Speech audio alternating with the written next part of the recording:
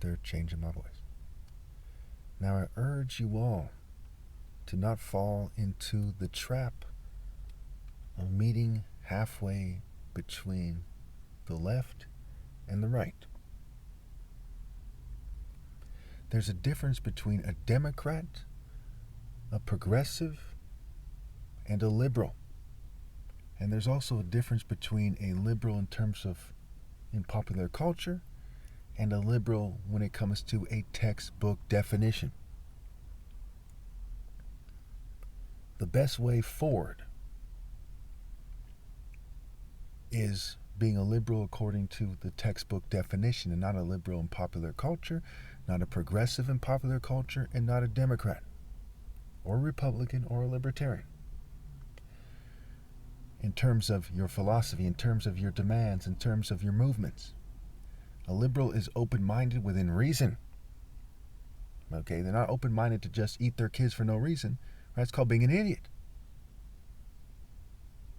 Okay, a liberal is open-minded within reason and wants people to have individual rights. And the key word is rights. What is right? Like Martin Luther King said, the greatness of America is the right to protest for right. Not for corporations. And not for groups that claim to be against corporations who are actually controlled by corporations. I urge you all to stand firm for what is precisely right and to beware of the main trap that they're setting here, which is to make everyone quote-unquote moderate. Moderate in terms of how they define it, and not in terms of a fair and just and right definition.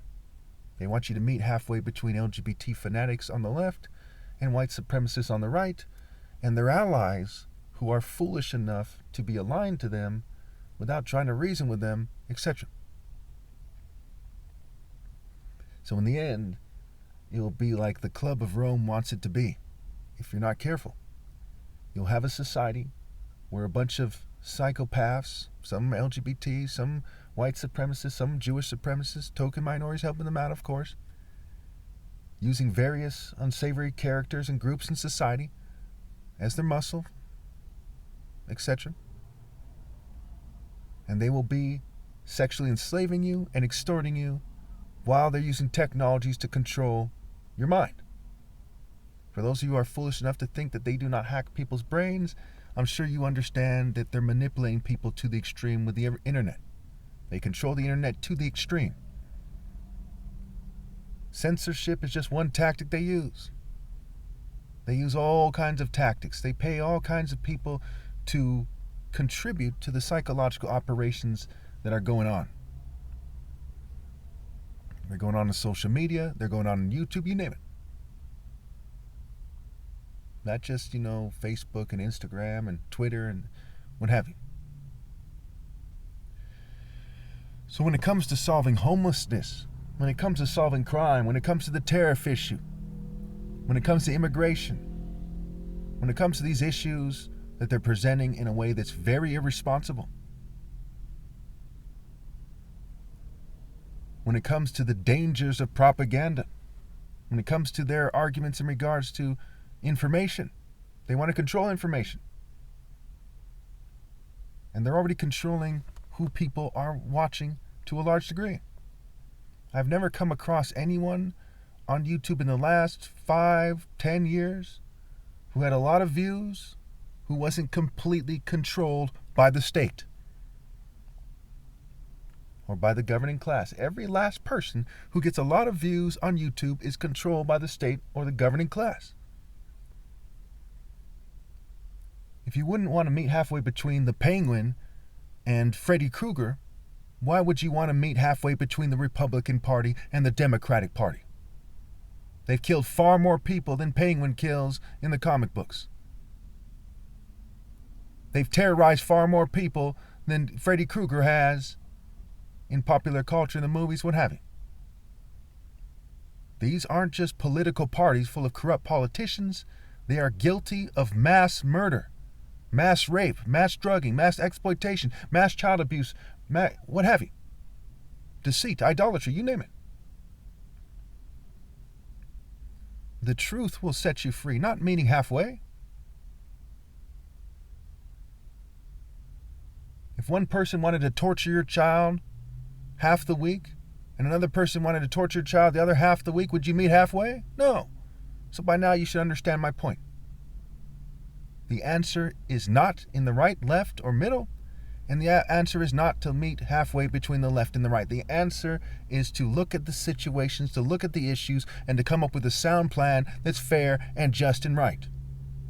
The answer is to have the courage to risk everything except for your soul, for your families,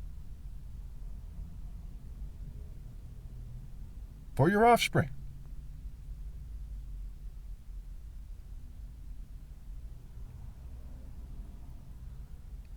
So, as we see the situation, people need to scramble for a sound economic system for many reasons.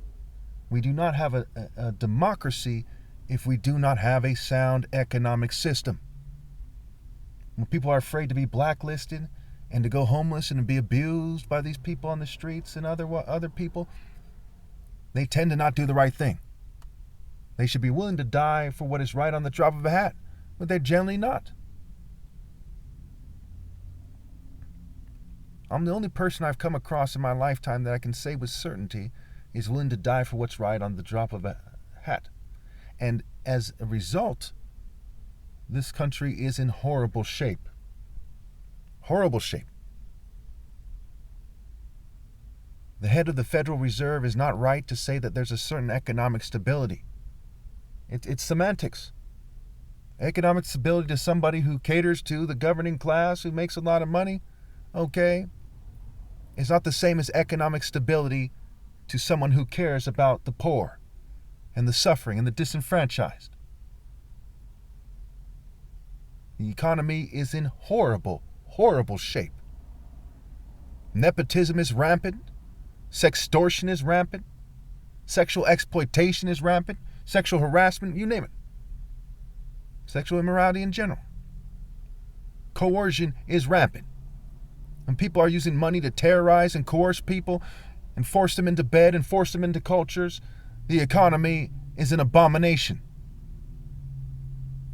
The economy is bringing about mental instability in all levels of society. It's driving people crazy. It's driving people to do things they otherwise wouldn't do. And then they hate themselves and they hate the world. And everyone starts worshiping the devil in their own ways.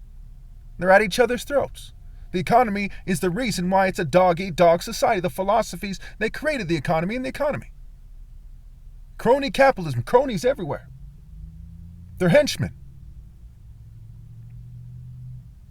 It is very irresponsible for society to not pass a sound plan to end homelessness. You have people dying in the streets and you people won't rally for a sound plan. If for nothing else, here's a plan. If you can't think of anything else, just cut the check, $100 billion. You add $1.7 trillion to the debt on average every year these years. What's 1.8 one year?